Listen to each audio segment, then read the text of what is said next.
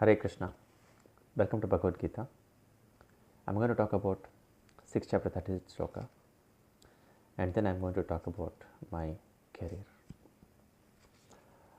Asamyatatmana yogo dushprapa iti me mati vasyatmana tu yatata sekto avaptum upayata.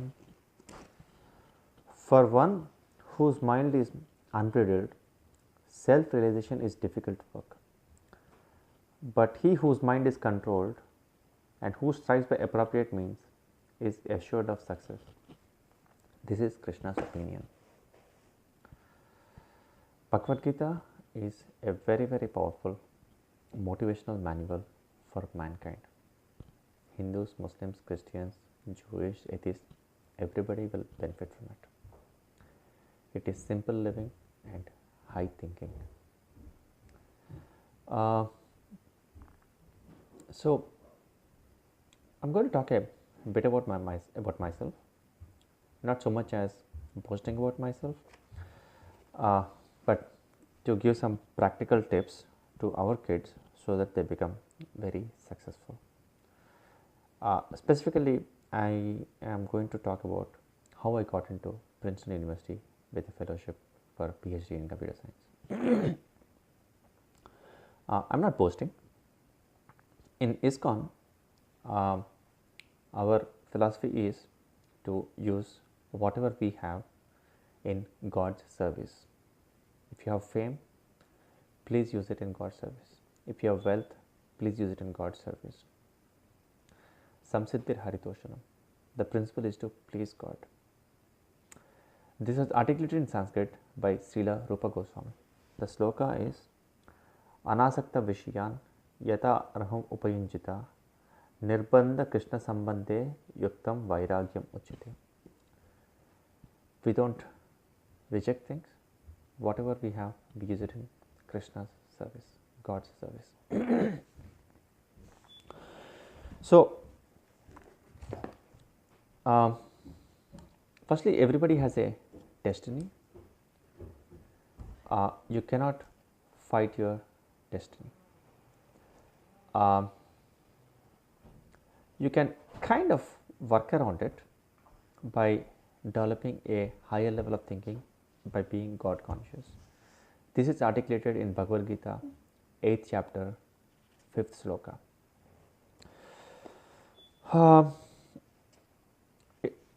Getting into Princeton with a fellowship is not one day batting, it's a marathon. We need to plan for it. I'm not going to give you a magic pill. I'm going to give you some principles with which you can change your life so that you can become successful. You should develop a higher level of thinking. For that, you should get friends with a higher level of thinking. Unfortunately, today, most of us are trying to be happy because of what we eat, or because of seeing this movie, or this pop song, etc. I was lucky enough to have friends who had a higher level of thinking. They should tell me, go stare at the stars, go look at the sea. And I was an atheist, but they should take me to temple, 3 temples every day. And they helped me get a taste for the Vedic mantras. I did not know whether God existed or not, but I knew that there was peace in Vedic mantras, there was peace in Hindu temples. Now, the temples I used to go were, they were not really rush affair. And by the way, this is also true of churches in America. Nobody goes to churches, so churches are very peaceful these days. And there was a lot of chanting going on, and those chantings made hidden impressions on my mind. So, you should develop a higher level of thinking. You should have friends who develop a higher level of thinking. If you don't have friends who have higher level of thinking, that's okay. Go buy a Bhagavad-gita, buy Autobiography of a Yogi, buy Journey Home, and read these books, and give these books to your friends as gifts. Slowly, once your friends start reading them, you'll see that these books will transform your life. And you will develop a higher level of thinking. Your friends will lead a higher level of thinking. Don't work too hard. There's no point in working 16 hours a day for your entrance examination. Work, maybe 8 to 9 hours a day, but plan it properly. That's my son who just came down and sit, and he's 6 years old. So it's important for us to give material education to our kids, but it's also important to teach our kids to be peaceful. For example, after I started the class, my son came downstairs. He saw that I'm giving a class, and he just sat down, minding his own business. He's actually playing with his stuff. Luckily, he's not making too much noise yet. Control your senses. That is what Krishna is saying. If you don't control your senses, Krishna says in Bhagavadgita, 6th chapter, 36th sloka, you will likely fail.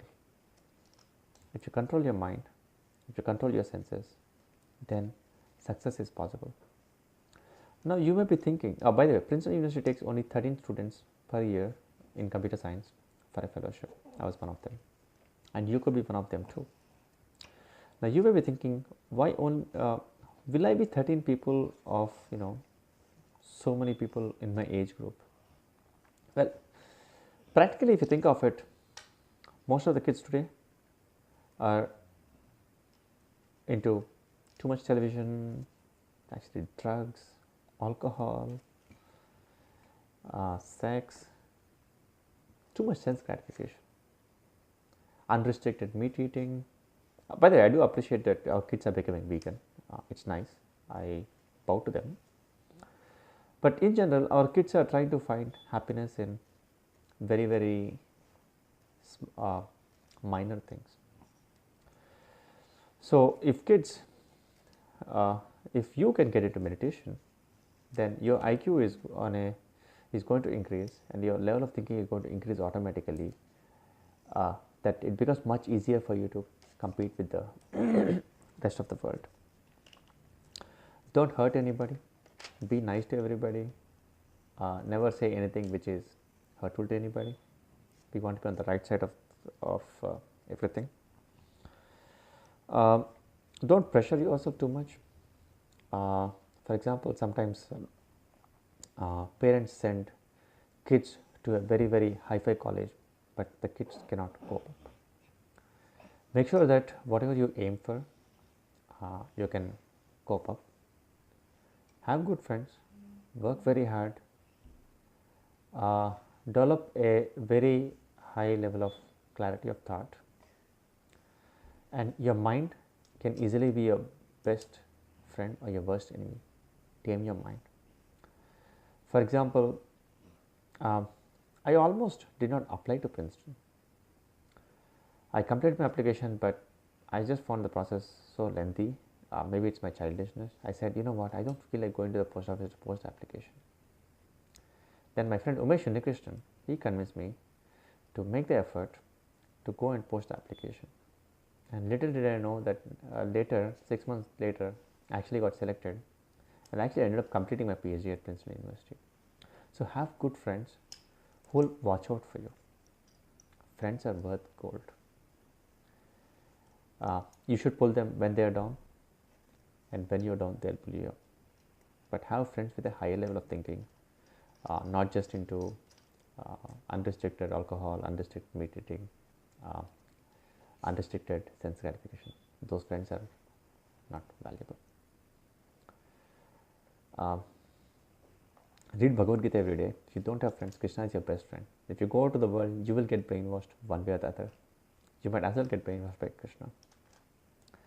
If you like music, play Kirtan. Kirtan is nice. Kirtan increases your intelligence. Try chanting Vedic mantras. Do meditation, yoga. And if you're not into all this, that's okay. Do selfless service. Stare at the stars.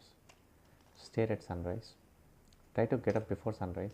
Sun is your best friend. There's a lot of healing which you can get from sun, healing your mind and body. and your soul. That's the reason why ISKCON temples open at 4:30 in the morning to motivate people to chant in the morning. Align your mind and your body clock with sun. It will make it much more easy for you. Your mind is much more thinking in the morning, and lead a very, very balanced lifestyle. And hey, if you don't make it Princeton, that's okay. If you don't make XYZ amount of money, that's okay. I'm very successful. I make a lot of money. Some of my school seniors, my IIT seniors actually, they make less money, but I think they probably have a more happy life than me. He is actually doing some postdoctoral work at MIT. He's probably like to be much more happy than me. So try to connect with your inner self. It's your best friend. It always gives you directions. Do this, don't do that. And tune into your inner self. Tune into your consciousness. Today's world, most of us are disconnected from our own inner self. That is the crisis of the civilization. Anyway, read Bhagavadgita. Check out Radhanath Swami on YouTube. He is awesome. Check out Srila Prabhupada. Hare Krishna.